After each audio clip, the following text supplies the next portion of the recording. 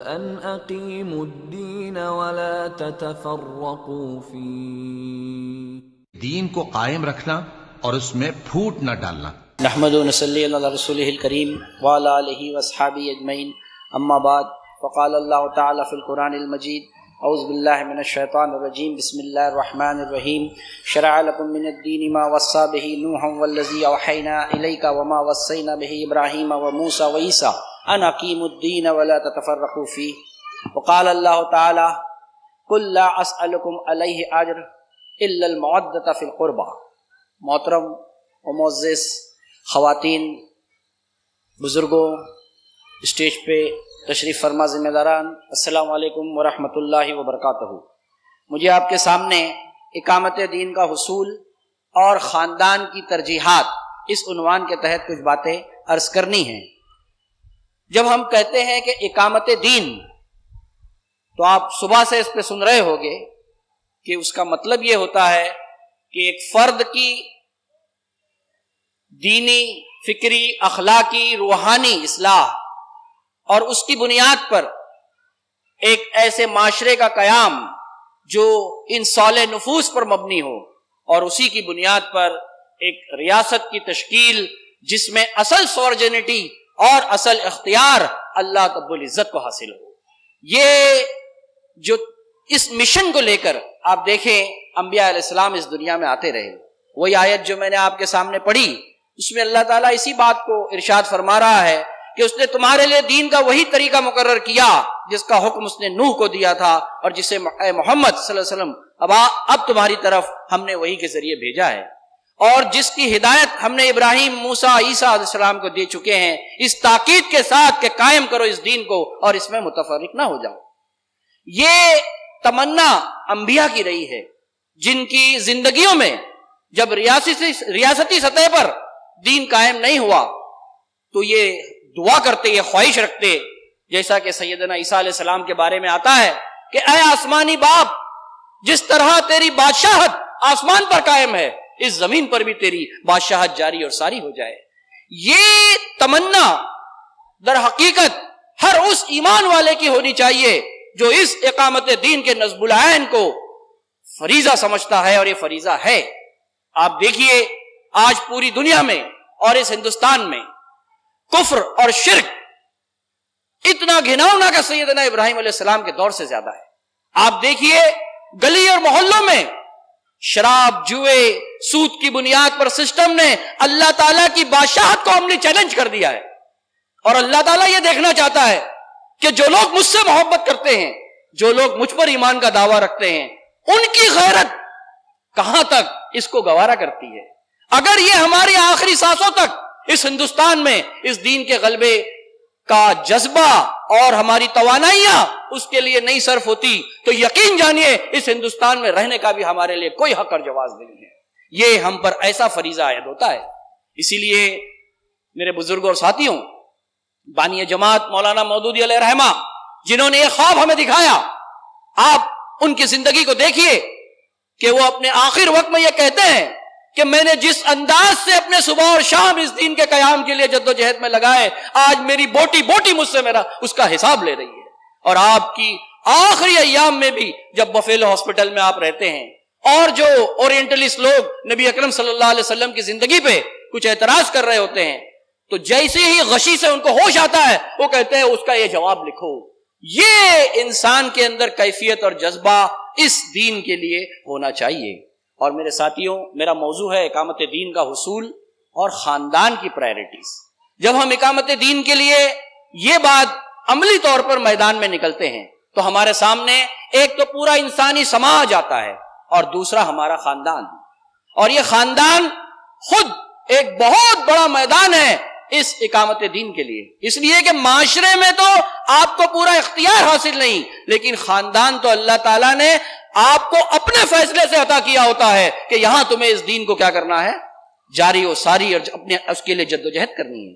اسی لیے آپ دیکھیے کہ یہ جو خاندان اللہ تعالیٰ نے ہم کو دیا، جس طرح ہمارے اوپر سماج کے اندر اس اقامت دین کو کے لیے فریضہ ہم پر عائد ہوتا ہے۔ آپ صلی اللہ علیہ وسلم نے یہ فرمایا ہر شخص کو بلغوا انی ولو انی آیا، کہ اگر ایک آیت بھی ہے تو تم پہنچاؤ۔ یہ معاشرے کے تحت ذمہ داری ہے. لیکن خاندان کے لیے کیا فرمایا؟ کلکم رائی وکلکم مسئول عن رعیتہ. ہر رائی سے اس کی رعیت کے بارے میں کیا کیا جائے گا؟ پوچھا جائے گا. شوہر رائی اپنے گھر کا، اور عورت رائی ہے اس کی غیر موجودگی میں اس کے بچے، اس کے مال کے لیے. تو یہ جو ذمہ داری خاندان کے تئیں ہم پر عائد ہوتی ہے، اس سے غفلت دنیا اور آخرت دونوں جگہ بہت برے نتائج سے انسان دوچار ہوتا ہے.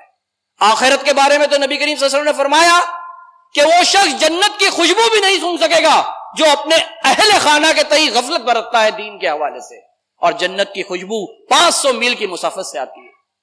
پھر اسی طرح آپ دیکھیے کہ دنیا میں اس کے کیا نتائج آتے ہیں. جو لوگ خاندان سے غفلت برتتے ہیں وہ خون کے آنسو روتے ہیں جب اولاد اور اہل خانہ دین کے حوالے سے ان کا ساتھ نہیں دیتی، جب بڑھاپے میں اولڈ ایج ہوم میں ان کو ڈالا جاتا ہے، جب انسان گھر میں رشتہ دار ہونے کے باوجود لونلیس فیلنگ اور تنہا اپنے آپ کو محسوس کرتا ہے. یہ آج کے دور کا بڑا مسئلہ خاندان کے وجود کے ساتھ بھی وابستہ ہو گیا ہے. کیوں؟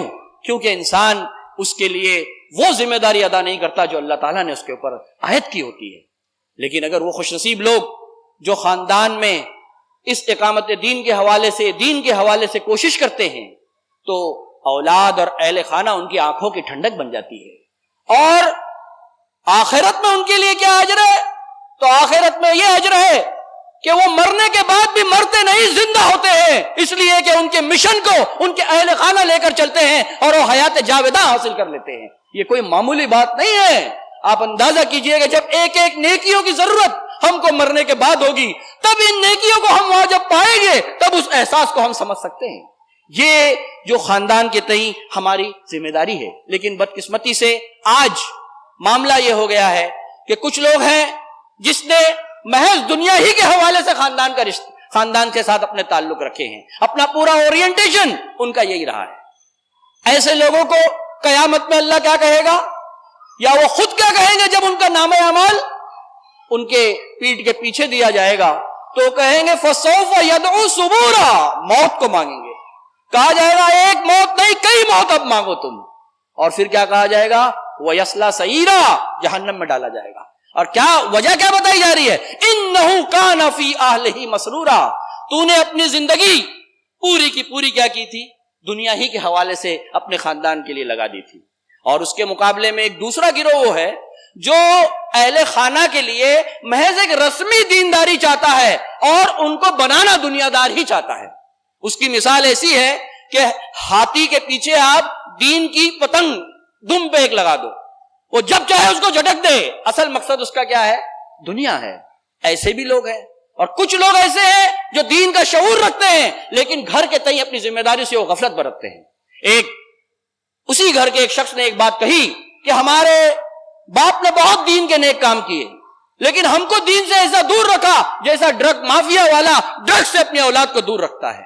یہ بھی ایک رویہ ہے. تو آخر کون سا رویہ اپنے اہل خانہ کے لیے اس دین کے حوالے سے ہونا چاہیے؟ تو قرآن سورہ طٰہٰ میں یہ کہتا ہے کہ جب اہل جنت میں لوگوں کو ڈالا جائے گا تو وہ کہیں گے قالوا انا کنا قبل فی اہلنا مشفقین. ہم کو جو اللہ تعالیٰ نے جنت میں ڈالا اس کی ایک وجہ یہ تھی کہ ہم اپنے اہل خانہ کے بارے میں ہمیشہ چوکنا رہتے تھے، ہمیشہ ان کی فکر کرتے تھے کہ کہیں ان کا کوئی ایسا قدم جو آخرت کے حوالے سے کیا ہو جائے، ہمیں نقصان میں نہ ڈال دے. یہ رویہ در حقیقت ہمیں اپنے خاندان کے حوالے سے رکھنے کی ضرورت ہے. پھر اس کے بعد آپ دیکھیے کہ انبیاء علیہ السلام کی زندگی سے ہم دیکھیں کہ وہ اہل خانہ کو اپنے مشن سے جوڑنے کے لیے کیا کرتے تھے. تو سب سے پہلی چیز وہ اللہ رب العزت سے دعائیں مانگتے تھے کہ اللہ تعالیٰ ہمارے اولاد کو اس مشن میں ہمارا کیا کر دے، ساتھی بنا دے. آپ اندازہ کیجئے اس بوڑھے باپ کا، سیدنا زکریا علیہ السلام، جو یہ دعا کر رہا ہے اے اللہ بڑھاپے سے میرا سر پھڑک رہا ہے، میری ہڈیاں بھی بوسیدہ ہو گئی ہے اور میں تجھ سے مانگ کے کبھی مایوس نہیں ہوا ہوں، اور میری بیوی بھی بانجھ ہے، مجھے ایک اولاد عطا فرما جو میری بھی وارث ہو اور آل یعقوب کی بھی وارث ہو. یعنی مشن کے لیے اپنی اولاد کی تمنا رکھتے ہیں. ہم تمنا رکھتے ہیں کہ ہمارے بینک بیلنس، ہماری اسٹینڈرڈ آف لیونگ کے لیے ہماری اولاد ہمارا آخرت میں سہارا ہو، لیکن انبیاء اس لیے تمنا رکھتے ہیں کہ اس کوز میں وہ ان کا حصہ بن جائے. یہی جو نیکوکار ہوتے ہیں ان کی دعا ہوتی ہے، ربنا ہب لنا من ازواجنا و ذریاتنا قرۃ اعین، کہ اللہ ہماری زوج، ہمارے اہل کو تو کیا کر دے، ہماری آنکھوں کی ٹھنڈک بنا، اور ان متقیوں کا ہمیں سربراہ بنا، یعنی ہمارے لوگ کیا ہو، نیک ہو۔ یہ سب سے پہلا کام ہے کہ ہم اس طلب کے ساتھ رات کی تنہائیوں میں رو کر اس مشن کے لیے، اپنے خاندان کے لیے دعا کرتے ہیں۔ یقین جانیے اللہ کے نبی صلی اللہ علیہ وسلم نے فرمایا، باپ اور ماں کے آنکھوں کے آنسو ایک وقت آتا ہے کہ اللہ تعالیٰ اس کی کیا کرتا ہے، قدر فرماتا ہے، اس پہ شرف قبولیت بخشتا ہے۔ اسی طرح دوسرا جو بات ہے خاندان کے حوالے سے، یہ دیکھیے اللہ تعالیٰ نے کسی بھی مشن سے جوڑنے کے لیے جو سب سے اہم ضرورت چیز ہوتی ہے کہ اس کا ایموشنل وابستگی اس مشن کے ساتھ ہو۔ اور آپ دیکھیے آج سوشل سائنس بھی یہ کہتی ہے کہ عقل سے انسان صرف 15% متاثر ہوتا ہے، لیکن جذبات سے 85% انسان متاثر ہوتا ہے اور اس کی شخصیت بنتی ہے۔ اور خاندان میں اللہ تعالیٰ نے کیا رکھا، یہی محبت ودیت کر دی ہے کہ تم اس محبت کو دین کے مشن کے حوالے سے کیا کرو، اس کو راغب کرو۔ آپ دیکھیے سورہ شورا میں اللہ تعالیٰ کیا فرماتا ہے، سورہ شورا میں اللہ تعالیٰ نبی کریم صلی اللہ علیہ وسلم یہ فرماتے ہیں، جو میں نے شروع میں آپ کے سامنے آیت تلاوت کی، کہ میں تم سے کوئی اجر نہیں مانگتا ہوں، میں رشتہ داروں تم سے یہ نہیں کہتا کہ میری یہ دنیا بنا دو، میرے یہ کام آ جاؤ، میں تم سے صرف ایک ہی بات کہتا ہوں کہ کم از کم اس قرابت داری کی جو محبت رکھی ہے اس واسطے سے میری بات تم سن لو۔ دیکھیے بیوی شوہر میں قرآن کہتا ہے کہ نسب سحر، ایک پوری ایکسٹینڈڈ فیملی کے اندر جو اللہ تعالیٰ نے محبت وطیت کی ہے، اس محبت کو کیا ہم نے کبھی اس دین اور اس مشن کے حوالے سے اپیل کی ہے؟ آپ وہ واقعے کو یاد کیجئے، سیدنا حمزہ رضی اللہ تعالیٰ عنہ، کتنی بار ان کو آپ نے اسلام کی دعوت دی ہوں گی آپ صلی اللہ علیہ وسلم نے، لیکن کون سے جذبے سے وہ متاثر ہوئے؟ جب ابو جہل نے آپ صلی اللہ علیہ وسلم کے اوپر اوجڑیاں ڈالی، اسے جب معلوم پڑا تو اس نے آ کر ابو جہل پر 2-3 اپنی جو ہتھیار ہوتے ہیں اس سے کیا کیا، اس کو زدکوب کیا، اور پھر آپ صلی اللہ علیہ وسلم کے پاس آئے اور کہا ہے بھتیجے تمہیں ابو جہل نے تکلیف دی تھی، میں نے اس کے ساتھ ایسا ایسا کیا، اب تو تم خوش ہو۔ دیکھیے آپ صلی اللہ علیہ وسلم کیا کہتے ہیں، اے بھتیجے، اے چاچا، مجھے اس سے خوشی نہیں ہوتی۔ تو کہا بھتیجے تمہیں کس سے خوشی ہوتی ہے؟ کہا مجھے اس سے خوشی ہوتی ہے کہ تم اس کلمے کو پڑھ لو۔ زندگی اور دل، ذہن بدل گیا۔ ہمارے یہاں بھی رشتوں میں اس طرح کے مواقع آتے ہیں، کبھی ہم نے محبت کے اس جذبات سے ان کو اپیل کی ہے کہ میں جس شعور سے اللہ نے مجھے نوازا تم بھی اس کے ساتھ بن جاؤ۔ اسی طرح آپ دیکھیے مفتی شفیع صاحب، ان کا بچہ جب جوان اوائل عمر میں ادھر ادھر بگڑ گیا تھا تو وہ اس کے لیے روتے تھے، سمجھاتے تھے۔ ایک روز انہوں نے اس سے یہ کہا کہ بیٹے میں دیکھ رہا ہوں کہ میری بھی آخرت اور تیری بھی آخرت دونوں اس سے خراب ہوگی، اب میں تجھ سے صرف ایک اپیل کرتا ہوں کہ یا تو بیٹے اس مشن میں تو جڑ جا، اور یا تیرا باپ یہ گھر چھوڑ کر چلا جاتا ہے۔ وہ بچہ کہتا ہے کہ باپ کے یہ آنسو میرے دل پر کیا کر گئے، اثر کر گئے، اور اس کی زندگی میں اللہ تعالیٰ نے تبدیلی لا دی۔ کیا ہم اور آپ بھی اپنے اہل خانہ کے حوالے سے یہ تڑپ اور یہ جدوجہد رکھتے ہیں اس مشن میں شامل کرنے کے لیے؟ اسی طرح آپ دیکھیے نبی اکرم صلی اللہ علیہ وسلم کی تیسری چیز خاندان کے حوالے سے یہ ملتی ہے کہ آپ نے خانے کی دعوت اس مشن سے جڑنے کے لیے ان کو دی ہے۔ آپ کو بظاہر ہمارا یہاں دیکھیں گے کہ کھانے کی دعوتیں ہم بھی رکھتے ہیں، لیکن کب؟ شادی میں، برتھ ڈے پارٹی میں، دوسری خوشیوں میں۔ کبھی اپنے دل پر میں اور آپ گوارے کر بولیے ہم نے اپنے پورے خاندان کو اس لیے دعوت دی کہ اس مشن کو، اس دین کو جس کو مجھے اللہ تعالیٰ نے توفیق دی سمجھنے کی، کیا تم اس کو قبول کرتے ہو؟ ارے یہ شہروں کی اور یہاں کی تنگ جو چھوٹے کمرے ہوتے ہیں اس نے ہمارے دل کو بھی تنگ کر دیا ہے بزرگوں اور ساتھیوں۔ آپ اس محبت کی چاشنی کے حوالے سے آپ اہتمام تو کیجئے، دیکھیے کیسی انسان کی زندگی میں تبدیلی آئے گی۔ پھر اسی طرح آپ دیکھیے آج جو اقامت دین کے حوالے سے خاندان کے لیے سب سے بڑا تھریٹ جو ہے، جو سیلاب ہے جس سے بچانا ہمارے خاندان کو ضروری ہے، 2 وجہ سے۔ ایک خود ہمارے خاندان کے تحفظ تاکہ وہ دنیا اور آخرت میں ہمارا خاندان بنے، اور دوسرا اقامت دین میں لگانے کے لیے۔ وہ تھریٹ کیا ہے؟ کلچرل تھریٹ ہے۔ آج ڈوریمون سیریل بچوں کے لیے، پب جی گیمز نے نوجوان نسل کو تباہ کیا، ولگر پورنوگرافی سیریلوں نے عورتوں کے پورے رشتہ داروں کے اندر وہ رشتوں کو توڑ کر فحش ولگرٹی اور سیلفشنس کی وہ دنیا بنی ہے کہ نہ بیٹا باپ کا وفادار ہے، نہ شوہر بیوی کی وفادار ہے، نہ بزرگوں کو اپنے لیے کوئی سیکیور فیلنگ ہے۔ یہ سچویشن خاندان میں اس طرح ہو گئی کہ مختلف امراض جنم لے لیے۔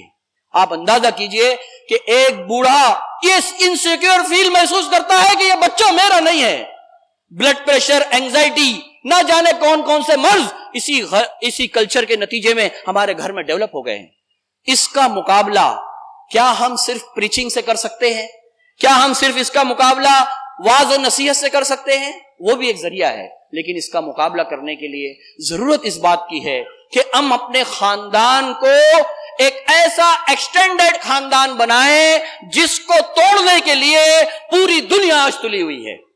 قرآن یہ کہتا ہے کہ میں نے تمہارے اندر یہ خاندان اسی لیے رکھا کہ تمہاری اس کی شناخت اس سے واضح ہوتی ہے، اور یہ لوگ یہ جانتے ہیں کہ یہ پورا کلچرل انفلوئنس اسی وقت ان کا کامیاب ہو سکے گا جب خاندانی سسٹم ٹوٹ جائے گا۔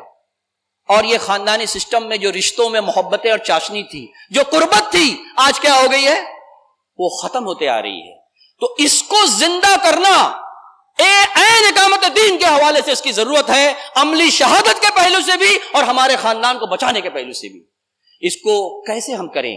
ہمیں پورے اپنے صرف نیوکلیئر فیملی کو نہیں بلکہ خاندان، میاں بیوی، باپ، پھوپھی، نانا نانی، سب سے مل کر خاندان بنتا ہے۔ وارسا میں کانفرنس ہوئی، اس نے کہا کہ آج جو نیوکلیئر فیملی کا چلن ہے یہ ہیلتھی خاندان کے لیے بالکل مضر ہے۔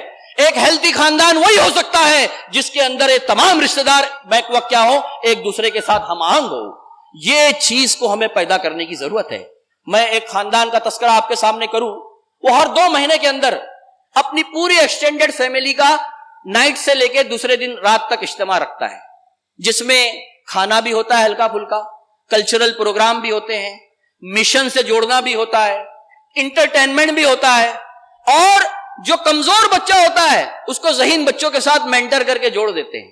دیکھیے اس کا فائدہ اس خاندان کو یہ ہوا کہ جب بچہ گھر سے نکل کر دوسروں سے انفلوئنس ہوتا ہے، اس کی بجائے اس کو الٹرنیٹ کیا مل گیا؟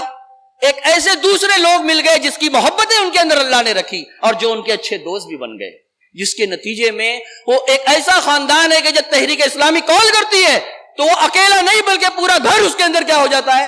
شریک ہو جاتا ہے۔ تو یہ خاندان کے اندر اس قسم کا ماحول ہمیں پیدا کرنے کی ضرورت ہے۔ دیکھیے اللہ کے نبی صلی اللہ علیہ وسلم نے ارشاد فرمایا، رشتوں کو تر و تازہ رکھو ورنہ اللہ تعالیٰ تمہیں بے نور کر دے گا۔ اور آج بے نوری کیا ہے؟ یہی تو ہے کہ باپ بیٹے کا نہیں، بیٹا باپ کا نہیں ہے، باپ بیوی کے انتقال کے بعد بڑھاپے میں اکیلا ہوتا ہے لیکن اس کے درد کو سننے والا کوئی نہیں ہوتا۔ آج رشتہ داروں میں وہ جو برکت اور وہ جو نور ختم ہو گیا، اس کی وجہ کیا ہے کہ ہم نے رشتوں کو تر و تازہ نہیں رکھا۔ اور یقین جانیے اگر ہم نے اس دین کے حوالے سے اس رشتوں کو تر و تازہ رکھا تو سب سے پہلا چیز تو خود ہم اقامت دین کے حوالے سے اپنے خاندان کو اس میں لگا سکیں گے، اور دوسری چیز یہ ہے کہ جو ہمارے اوپر اقامت دین کا دوسرا پہلو عملی شہادت کا ہے، وہ صرف پریچنگ سے حاصل نہیں ہوگا بلکہ خاندان کا عملی رول ماڈل لوگوں کو اسلام میں لانے کا سبب بنے گا۔ 2 واقعات میں آپ کو بتاتا ہوں۔ ایک میں نے اقبال ملا ہدا صاحب سے پوچھا، اقبال ملا صاحب سے، انہوں نے بتایا دلی میں ایک لیڈی تھی، وہ مسلم گھر کے بازو میں رہتی تھی، وہ روزانہ یہ دیکھتی کہ باپ کے ساتھ بچے کیسے ریسپیکٹ کر رہے ہیں، آپس میں میاں بیوی کے ریلیشن کیسے ہیں۔ وہ اتنی دیکھ دیکھ کے متاثر ہوئی اور اس نے کہا کہ کیا تم مجھے قرآن دو گے؟ اس کو قرآن دیا گیا، وہ پڑھ گئی اور اس نے اس کلچر کو دیکھ کر ایمان لایا۔ جب شادی کا مسئلہ آیا تو اللہ درجات بلند کرے اس خاندان کی کہ ان لوگوں نے اپنی بہو اس لڑکی کو کیا کر لیا؟ بنا لیا۔ اور آسٹریلیا کی اس سنگر کو دیکھیے جو گارڈن میں ایک روز بیٹھی تھی، نام دولت ہر چیز اس کو حاصل ہے لیکن گھر کا جو بنیادی مقصد ہے سکون، وہ اس کو حاصل نہیں ہے۔ وہ وہاں پر ایک فیملی کو دیکھتی ہے مسلم، جس میں بچوں کے ساتھ کیسا رویہ، باپ کے ساتھ کیسا رویہ وہ لوگ کر رہے ہیں۔ وہ سوچنے لگی کہ مجھے تو دولت، نام، ہر چیز حاصل ہے لیکن یہ میرے کو چین کہاں حاصل ہے۔ اس نے اس کی آنکھوں میں آنسو آئے اور وہ اسلام کو کیا کر لی؟ قبول کر لی۔ میرے بزرگوں اور ساتھیوں، یہ وہ اللہ کا نور ہے کہ اگر ہم نے اپنی عملی زندگی میں اپنے خاندان میں اسے لے آیا تو یقین جانیے ہم اپنے خاندان کا بھی تحفظ کر سکیں گے اور دین کی ایک عملی شہادت بھی ہم دے سکیں گے اسی ذریعے سے۔ اسی لیے آپ جانتے ہیں کہ ایک چوتھی چیز جو میں اس کے حوالے سے آپ کو بتانا چاہتا ہوں، اس سے پہلے یہ خاندان کا جو میں نے رول ماڈل آپ کے سامنے بتایا، سورہ احزاب میں اللہ تعالیٰ فرماتا ہے کہ اے نبی کی بیویوں، جو گھر کے اندر تمہارے باتیں بتائی جاتی ہے اس کا لوگوں میں چرچا کرو. تو یہ گھر کا رول ماڈل لوگوں کے سامنے جب آئے گا تو وہ اسلام کی آغوش میں بھی آ سکیں گے. پھر چوتھی چیز یہ ہے کہ آپ صلی اللہ علیہ وسلم نے خاندان کے حوالے سے جب مشن سے اس کو جوڑنا ہے تو آپ ہر دور میں ایک ٹرینڈ ہوتا ہے، آپ نے اس ٹرینڈ کی بجائے دوسرے ٹرینڈ اس خاندان کو دیے جو اس مشن سے جڑتے ہیں. تبھی اور وہاں دیکھیے خاندان کی ترجیحات بدل گئی. وہاں کیا ہوتا تھا ٹرائبل لائف میں؟ قبائلی بنیادوں پر جنگ، ایک دوسرے کا تفاخر. نبی کریم صلی اللہ علیہ وسلم نے جب اس مشن سے جوڑا اس خاندانوں کو تو کیا ہوا؟ کوئی اشری قبیلہ اپنی کرت کی وجہ سے پہچانا جاتا ہے، کوئی قبیلہ اس حیثیت سے پہچانا جاتا ہے کہ اس میں شہید کتنے ہیں. آج مجھے بتائیے، میں بھی اس کو اپنے آپ کو اس کے اندر شامل کرتا ہوں، ہمارے کتنے خاندان ہیں جو یہ تمنا رکھتے ہیں کہ اللہ کی راہ میں شہادت کے حوالے سے ہمارا خاندان آگے رول بھی دے، اس کا کوئی اللہ تعالیٰ اس کو قبول کرے. یہ جذبہ اور یہ نیت نہیں ہونا نفاق کی علامت ہے. کیا ہم اپنے گھر والوں کے اندر یہ بات پیدا کرتے ہیں؟ سوچئے آپ ان مواقع کے لیے کیسے آپ اس خاندان کو تیار کریں گے. جب آپ صلی اللہ علیہ وسلم نے یہ کلچر چینج کیا تو دشمن قبائل بھی جب اسلام میں آئے تو اس کلچر کو انہوں نے ایکسپٹ کیا. بنو مخزوم کا قبیلہ آپ جانتے ہیں، اس نے بڑی مخالفت کی تھی ابو جہل کے قبیلے نے. وہاں پر آپ دیکھیے کیا ہوا. حضرت عمر نے کہا کہ اس قبیلے میں کوئی شہید نہیں ہوگا کیونکہ اس نے نبی کریم صلی اللہ علیہ وسلم کو بہت ستایا. لیکن اکرمہ ابو جہل اس کا لڑکے کے ساتھ وہ یہ احساس رکھتے تھے کہ ہم نے اسلام کے لیے کوئی رول نہیں پلے کیا، ہم اس میں رول پلے کریں گے. اور اللہ تعالیٰ جو صدق دل سے نیت رکھتا ہے اس کے جذبات کو کیا کرتا ہے؟ قبول کرتا ہے. اور آپ دیکھیے جنگ قادسیہ میں باپ اور بیٹے دونوں شہید ہوتے ہیں اور خالد بن ولید اپنے زانوں پہ سر رکھ کے کہتے ہیں خدا کی قسم عمر کی بات صحیح نہیں ثابت ہوئی کہ بنو مخزوم میں کوئی شہید نہیں ہوگا. تو آج جو خاندان کو شہادت علی الناس کے اعتبار سے جو آگے بڑھنے کی ضرورت ہے، اس میں ان ماؤں کو، ان مرد حضرات کو اپنے خاندان کے لیے یہ نیت رکھنی چاہیے کہ وہ اپنی اولاد کو، اپنے اہل خانہ کو اس دین کے لیے وقف کریں گے. آپ اس ماں کو دیکھیے سیدنا مریم علیہ السلام کی، جو پیٹ میں بچہ ہے اور یہ دعا کر رہی ہے کہ اللہ میرے اس چیز کو تو قبول فرما لے. اللہ تعالیٰ ان سچے دل کے جذبے کو قبول فرماتا ہے اور ان سے اپنے دین کی خدمت لیتا ہے. یہ جذبات ہمیں اپنے پورے اہل خانہ کے لیے میرے بزرگوں اور ساتھیوں اور بہنوں ہونے چاہیے.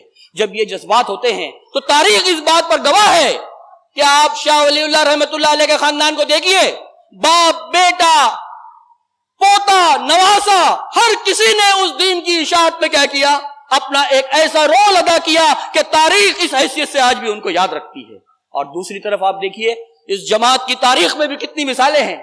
منشی ہدایت اللہ صاحب جب ملی آباد کا باغ، اس ایک ہی کیا تھا؟ وہ اسٹ تھا، اور وہ اس نے آ کے بانی جماعت کے حوالے کر دیا. اور جانتے ہی کیا کیا؟ کہا کہ یہاں ایک ایک درخت اور پودوں کو میں نے لگایا ہے، میری صرف یہ درخواست ہے کہ مجھے یہاں پر آپ باغبان اور مالی کا کام دے دیجیے. اللہ اکبر! آپ سوچئے کہ مالک اللہ کے لیے نوکر بن گیا اپنے پورے خاندان کے ساتھ. یہ نوکری بھی کیا خوب نوکری ہے، اللہ اس کو قبول فرمائے. دیکھیے خاندان کے حوالے سے جب تک ہم یہ ترجیحات کو نہیں متعین کریں گے، یقین جانیے نہ ہم خود اپنے خاندان کو محفوظ رکھ سکتے ہیں نہ اسے دین میں لگا سکتے ہیں. یا تو خاندان والے اپنے مقاصد میں ہمیں استعمال کریں گے یا ہم خاندان والوں کو کیا کریں گے؟ اس دین کے حوالے سے لگائیں گے. میرے بزرگوں اور ساتھیوں، میرا وقت 5 منٹ ہے، میں آپ کو اس پہلو سے آخر میں اس طرف لے آتا ہوں کہ دیکھیے اہل خانہ کا ساتھ جب اس مشن کے ساتھ ہوتا ہے تو اس کی حلاوت اور لذت ہی کچھ اور ہوتی ہے. امام مالک رحمت اللہ علیہ کے بارے میں آتا ہے کہ وہ ہمیشہ حدیث کا درس زبانی دیا کرتے تھے. جب عمر ہو گئی تو کچھ چیزیں ذہن سے وہ کیا ہو جاتے تھے؟ بھول جاتے تھے. اور ان کی قابل لڑکی باپ کو پیچھے سے یاد دلاتی ہے کہ ابا یہاں ایسا نہیں ایسا ہے. سوچئے اس باپ کو جو تمانیت حاصل ہوتی ہوگی، یہ وہ حلاوت ہے جس سے ہمیں محروم نہیں ہونی چاہیے، اور یہ جنت کی نعمتوں میں ایک نعمت ہے. اللہ یہ کہتا ہے کہ میں ان جنتیوں کو ان نعمتوں سے جو آج نواز رہا ہوں اس کا ایک حصہ انہیں دنیا میں بھی میں نے کیا کیا ہے؟ چکھایا ہے. اولاد کا جب ساتھ ہوتا ہے تو انسان کی آنکھوں کی کیا ٹھنڈک کا سامان ہوتا ہے. بیوی کا ساتھ ہو, پورے رشتہ داروں کا ساتھ ہو, تو وہ خوشی کو حاصل کرنے کی میرے ساتھیوں ہمیں کوشش کرنی چاہیے. اور میرے بزرگوں اور ساتھیوں, اصل چیز یہ ہے کہ یہاں جو خاندان اللہ تعالیٰ نے ہم کو دیا, یہ خون کی بنیاد پر دیا ہے, لیکن آخرت میں خون کی بنیاد پر رشتے ختم ہو جائیں گے. وہاں اللہ تعالیٰ دین کی بنیاد پر کیا کرے گا؟ رشتوں کو متعین کرے گا. اسی لیے آپ دیکھیے کہ نبی کی بیویوں کو بھی یہ کہا گیا کہ اے نبی کی بیویوں, تم اگر اللہ کے نبی کا ساتھ چاہتی ہو تو تمہیں یہ اعمال اختیار کرنے پڑیں گے. اور اللہ کے نبی نے اس حیثیت سے اپنے اہل خانہ کی فکر کی, کسی کو فقیہ بنایا, کسی کو صائم الدہر بنایا, کسی کو انفاق کے اندر آگے قربانیاں دینے والا بنایا. ہمارے اپنے خاندان کی شناخت کیا اس طرح کی ہے؟